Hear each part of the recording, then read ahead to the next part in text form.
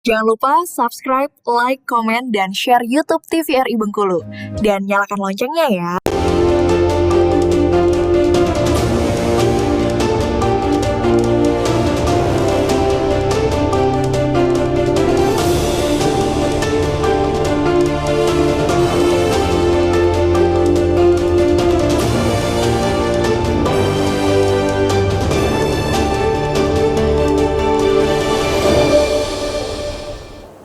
Pemirsa, Anda kembali bersama kami tentunya masih di Berendo. Kita kembali ini mengulas seputar dengan nilai-nilai Trapsila Adiaksa dan juga berakhlak tadi ya Pak ya, sebagai pedoman peningkatan pelayanan Kejari Seluma kepada masyarakat. Kita kembali ke Pak Kejari Seluma, Pak Eka.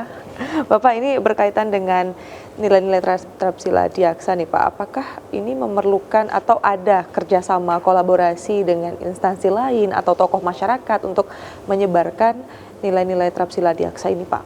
Ya, jadi seperti pertanyaan Mbak Dila tadi, jadi memang kami punya kewajiban untuk berkolaborasi dengan satuan kerja atau stakeholder lainnya, baik itu dengan pemerintah, internal pemerintah kejaksaan sendiri, atau dengan pemerintah lainnya, instansi pemerintah lainnya, atau dengan masyarakat, dengan wirausaha, dengan tokoh masyarakat, dengan media, dengan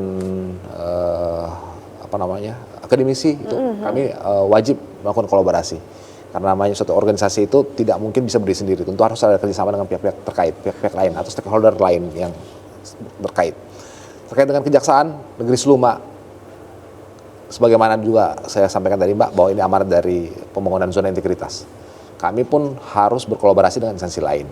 Nanti ada tahapannya. Nanti wilayah bebas dari korupsi itu nanti ada kewajiban kami untuk berkolaborasi. Ada inovasi-inovasi atau produk-produk unggulan pelayanan masyarakat itu harus kolaborasi dengan instansi lain. Tapi kalau untuk wilayah bebas dari korupsi, kami tetap akan kolaborasi dalam bentuk hal-hal tertentu, Mbak. Contohnya nanti kami di guide atau di rule aturan pembangunan zona integritas itu wajib mengadakan forum konsultasi publik. Forum konsultasi publik itulah kami mengundang seluruh stakeholder yang pernah menerima pelayanan di Kejaksaan Negeri Seluma. Kami undang, kami meminta saran pendapat mereka terkait dengan apa-apa kekurangan atau mungkin yang perlu ditingkatkan lagi di Kejaksaan Negeri Seluma terkait dengan pelayanan terhadap publik.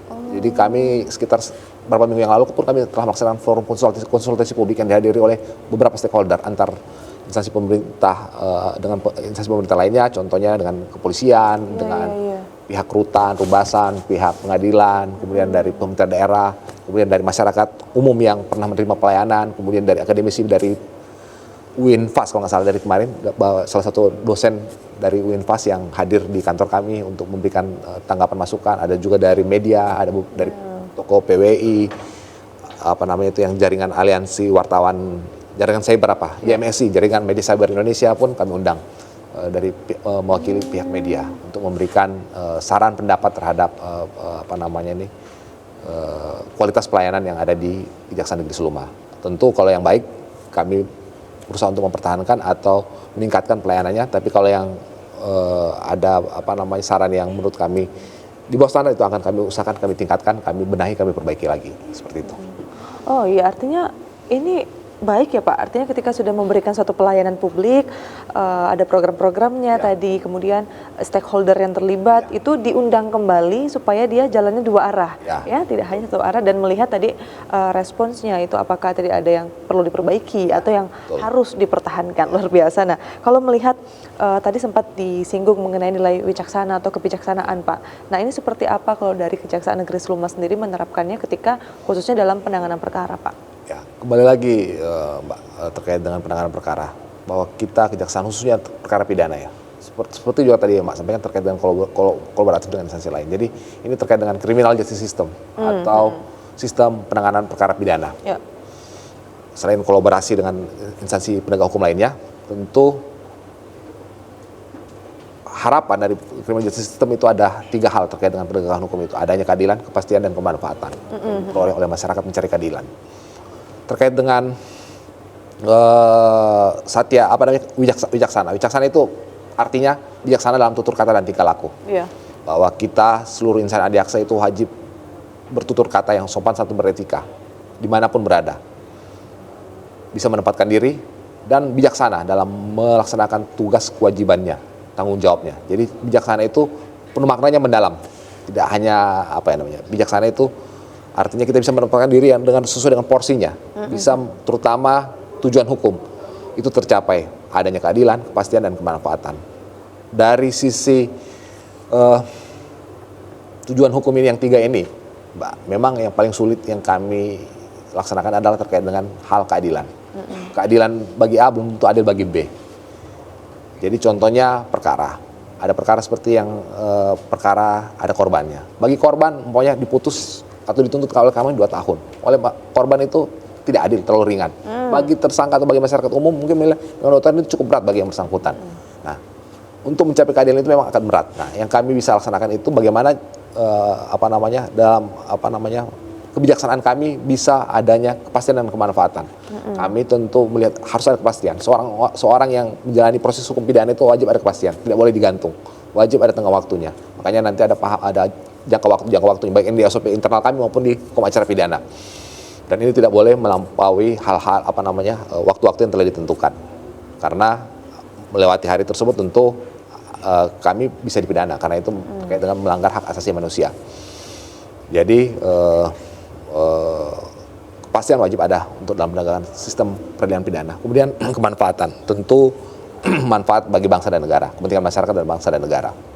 Oleh karena itu pun kami selain dari penanganan criminal justice system yang seperti yang saya sampaikan tadi, harus pun dalam kehidupan sehari-hari harus memberikan contoh bagi masyarakat. Jangan sampai jaksa yang namanya sebagai penegak hukum tutur katanya kasar, tutur katanya menyinggung perasaan atau tidak beretika di kehidupan masyarakat.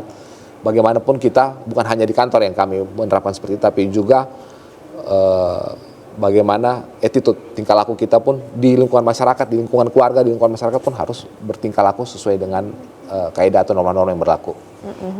Nah, ini kan artinya juga memerlukan kesadaran secara diri sendiri ya Pak ya, secara internal di kejaksaan tadi, meskipun tidak hanya ketika bertemu dengan masyarakat, tetapi juga secara personal, bahkan ke keluarga juga harus selalu menjaga etika kata gitu ya dalam bertindak sekalipun. Nah, jika Pak seandainya ditemukan dari internal, khususnya di Kejaksaan Negeri Seluma, itu masih ada yang tidak menerapkan nilai-nilai Trapsila Adiaksa ataupun nilai-nilai berakhlak tadi, itu kira-kira apa yang akan dilakukan dari Kejaksaan Negeri Seluma atau Pak Kajari sendiri itu menindak, atau apakah ada semacam bentuk pembinaan Pak ke depannya?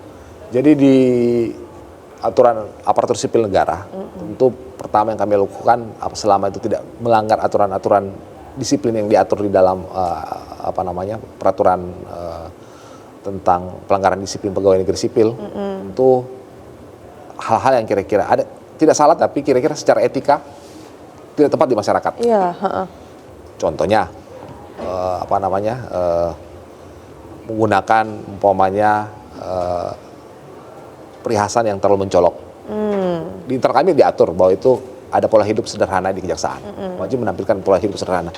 Tapi mungkin bagi undang-undang atau aturan terkait dengan peraturan pelanggaran pegawai negeri sipil tidak ada yang dilanggar, Pak. Tapi secara etika yang diatur dalam pola hidup sederhana yang sebagaimana instruksi Jaksa Agung itu dilanggar, itulah mungkin pertama pembinaan, penyampaian bahwa itu hal-hal yang salah. Kemudian kedua nanti ada prosedural pemeriksaan pengawasan fungsional, pengawasan internal dari kami untuk melakukan memeriksa apabila itu memang ditemukan perbuatan tercela atau hal-hal yang kira-kira melanggar hukum, tentu akan dikenakan sanksi. Kalau melanggar hukum atau ada hukum pidana yang dilanggar, ya tentu sanksi pidana yang menanti. Nah, tentu dari hal-hal tersebut pun adalah kadar-kadarnya sanksi disiplin, mulai dari sanksi disiplin ringan, sedang maupun berat. Terutama yang berat ini apabila membuat nama baik pemerintah itu tercoreng, itu sanksinya paham, itu pemerintahan tidak dengan hormat. Jadi apabila pegawai-pegawai atau ASN yang melakukan perbuatan tercela, bukan hanya kejaksaan yang berlaku ya, seluruh institusi, satuan pemerintah semua wajib melaksanakan itu. Dan apabila yang saya sampaikan tadi, kalau perbuatan tercela itu dapat menurunkan harkat martabat pemerintah atau bangsa dan negara itu bisa dikenakan pemberhentian tidak dengan hormat sebagai pegawai negeri sipil. Oh, bisa pemberhentian dengan tidak hormat. Itu yang Jadi, paling parah. Klasifikasi pelanggaran, tapi pelanggaran itu mengakibatkan nama baik, harkat martabat bangsa dan negara, atau pemerintah itu menjadi rusak di mata masyarakat, itu bisa dilakukan pemberhentian tidak dengan hormat. Oh, oke. Itu yang berarti yang paling tinggi pelanggarannya ya, Pak. Pelanggaran yang berat, Oke. iya. Baik, Bapak, mungkin ini kita akan berbicara lagi seputar dengan apakah ada saluran khusus untuk masyarakat dalam menyampaikan keluhan atau saran kepada kejaksaan. Tapi tahan dulu ya Pak ya, kita akan jeda kembali. Pemirsa jangan kemana-mana, tetaplah bersama kami tentunya di Berendo.